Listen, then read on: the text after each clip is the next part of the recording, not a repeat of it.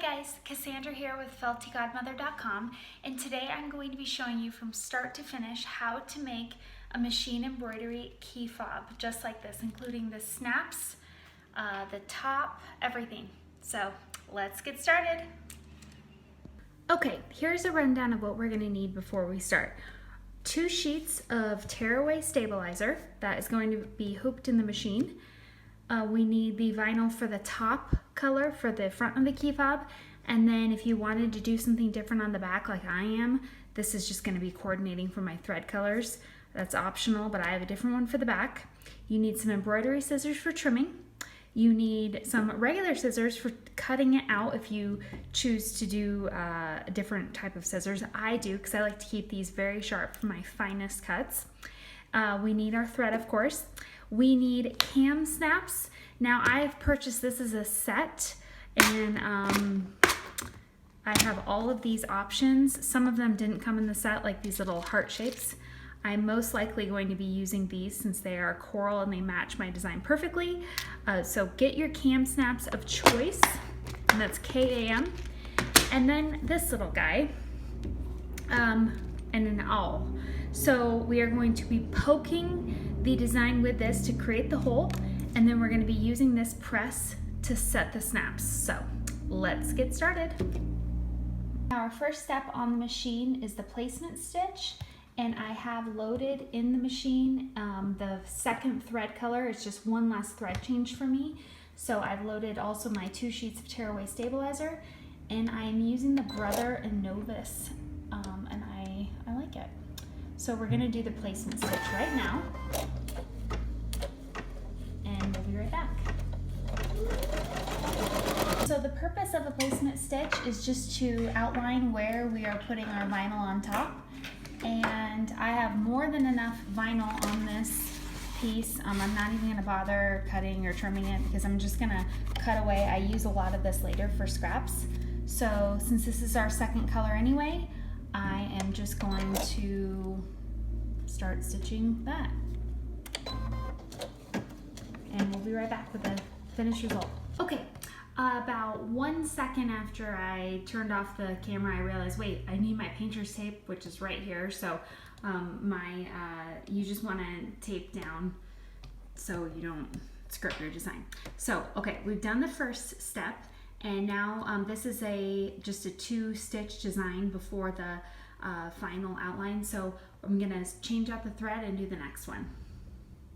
Okay, my second color is done stitching, and that just went great. So now we are at the final stitch. This is a very quick key fob. So what I'm gonna do, I'm gonna remove the hoop,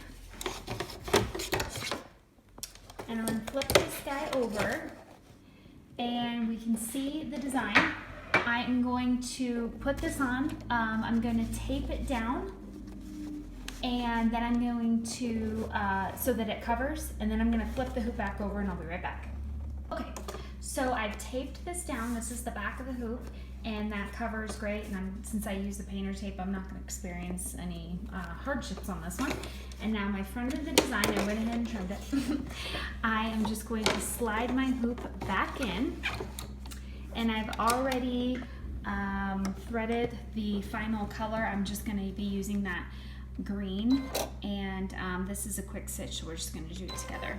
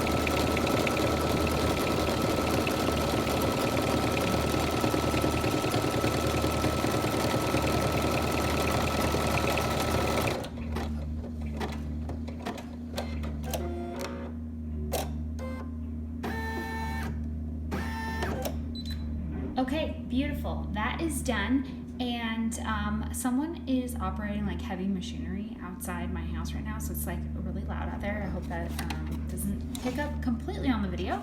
But what I'm going to do, I'm going to remove this from the hoop.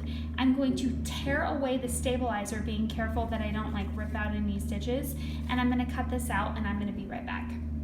Okay, I think that person is taking a break, so I thought I'd come back here and I'll just do this whole thing with you. Now this is a new design that I'm actually launching today. It says, "It is well with my soul." And I'm just going to cut this out as close as I can to the stitches without cutting into them. I'm not super precise, but I definitely don't want to cut into the stitches here. I was laughing while we were doing that final stitch. They were like idling outside my office window here, but that's okay. All right, kind of uneven on the bottom, but okay. Darling, and I did the peach on the other side, and this vinyl is from Boxer Craft House. It is the Snowy White Sparkles, and the back is called Just Peachy. Okay. So here's that owl tool I was telling you about. Now I'm just gonna make a hole, and actually, let me just show you, this is the goal that we're trying to get. So we want a hole where our top cam snap is gonna be, and it's gonna fold over, so I'm gonna need another hole. Okay, there, 2 holes, easy as that. Now you can put this deadly tool away. Oh, that is very sharp. Now, I already told you which one I'm going to use, so no shocker there. Now, a cam snap has a couple components.